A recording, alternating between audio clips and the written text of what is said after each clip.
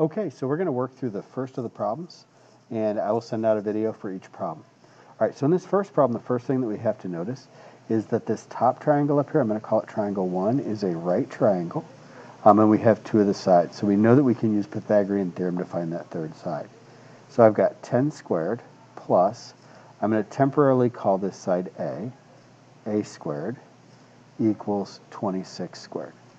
All right, now from here, if we solve this, all right, we're going to get to a equals 24.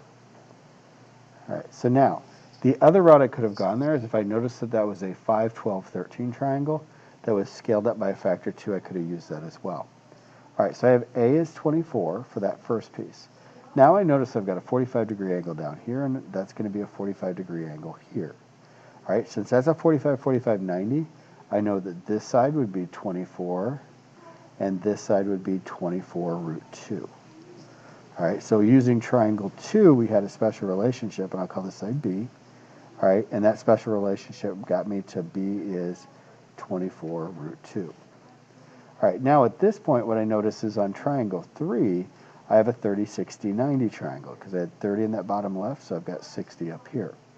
All right, and we know the relationship in there is A on this side, 2A on this side, and A root 3 on this side.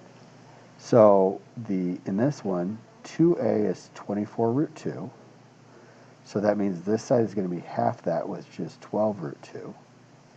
And then the last side is going to be that times root 3. So x equals 12 root 2 times root 3, which is going to be 12 root 6.